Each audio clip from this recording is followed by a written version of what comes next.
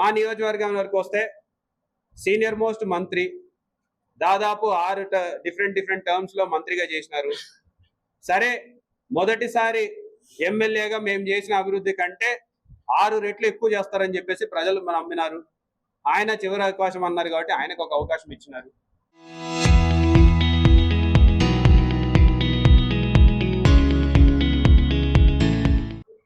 మేము ఈరోజు అడుగుతా ఉన్నాం, 2 సంవత్సరాలు అయింది.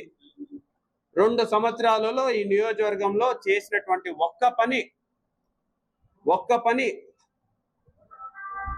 గతంలో మా మీద మెడికల్ కాలేజ్ మేము కడితే మెడికల్ కాలేజ్ ముందు స్పీడ్ బ్రేకర్ కట్టలేదు అని చెప్పినారు. స్పీడ్ బ్రేకర్ అన్న కట్టినారా అని అడుగుతాం. ఉర్దూ కాలేజీలు మేము ఆల్రెడీ పూర్తిగా నిర్మించిన కాలేజీలు ఉండే, దాన్ని కనీసం ఓపెన్ చేసినారా అని అడుగు. టీటీడీ కళ్యాణం పూర్తిగా రెడీ అయ్యేసి ఓపెన్ చేయడానికి రెడీగా ఉండే, దాన్నన్నా ఓపెన్ చేసినారా 2 సంవత్సరాలను అడుగుతున్నాం. బ్రిడ్జ్ని చివరి దశకు తీసుకొచ్చేసి దాన్ని పూర్తి చేసే భాగంలో ఇంకొక నెల 2 నెలలు ఉంటే బ్రిడ్జ్ పూర్తయ్యేది. 2 సంవత్సరాలు పూర్తయింది, దాన్నన్నా పూర్తి చేసినారా అని అడుగుతున్నాం.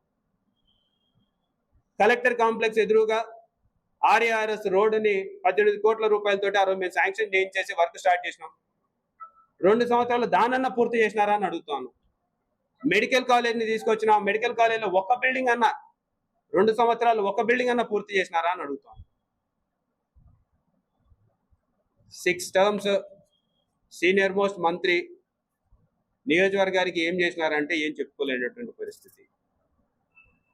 తెలుగుదేశం వాళ్ళని అడుగుతేనేమో ఎంతసేపు ఉన్నా సరే గొడ్డల పార్టీ, లేకపోతే అది ఆడ చేసినాడు, ఇది ఈడ చేసినాడు. మీరేం చేసినారు చెప్పండి సార్. మేమేం చేసినాం? మేము చేసినామా చేయలేదా ప్రజలకు తెలుసు. మీకు ఓట్లు వేసినారు, మిమ్మల్ని గెలిపించినారు. మీరేం చేస్తారు? ఎంతసేపు ఉన్నా మా మీద పడేదానికంటే మీరు ప్రజలకి ఏం చెప్పినారు, ఏం చేసినారు, ఏం చేయబోతున్నారు, ఇది మాట్లాడమని చెప్పేసి మేము కోరుతున్నాం. అది తప్పితే మిగతావన్నీ చెప్తూ ఉంటారు. ప్రతి దాంట్లో రాజకీయం. మతిసింతం లేని వ్యక్తి చేసినాడని చెప్పేసి ఫస్ట్ పోలీసు వాళ్ళతో చెప్పిస్తారు. నెక్స్ట్ మినిట్ పైన పార్టీ నుంచి ఒక లైన్ రాగానే చిలుక పలుకులు పలుకుతారు అందరు.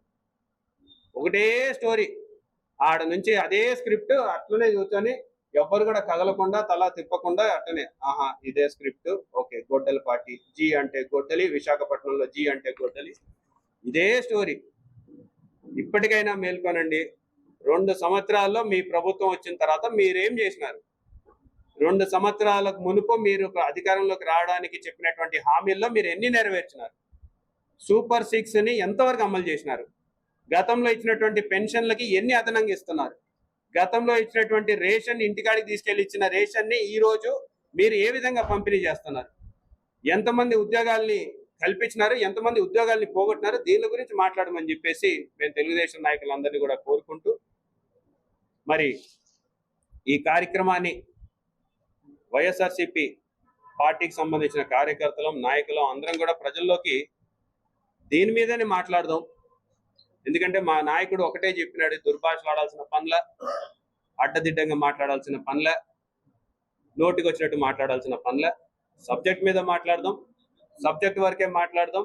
రాజకీయాలంటే మళ్ళీ తిరిగి ప్రజల్లో ఒక గౌరవం పొందేలాగా మాట్లాడాల్సిందిగా మా నాయకుడు చెప్పినాడు. వైఎస్ఆర్సీపీ తరఫున మేము అదే పాటిస్తాం. మీకేమన్నా మీ నాయకుడు ఏ విధంగా చెప్పినాడో మాకైతే తెలీదు. మీరు కూడా మాతో ఏకీభవిస్తారని మేము అనుకుంటూ, మరి నాయకులం, కార్యకర్తలం అందరం కూడా ప్రజల్లోకి దీన్ని తీసుకెళ్లాల్సిందిగా, ఏ రకంగా అయితే యువతకి, మహిళలకి, రైతులకి అన్ని రంగాలలో ఏ రకంగా అయితే అన్యాయం జరిగిందో ప్రజలకి వివరించాల్సిందిగా మేము మా పార్టీ నాయకులను కూడా కోరుకుంటూ, ఈ అవకాశం ఇచ్చిన మీ అందరికీ కూడా ధన్యవాదాలు.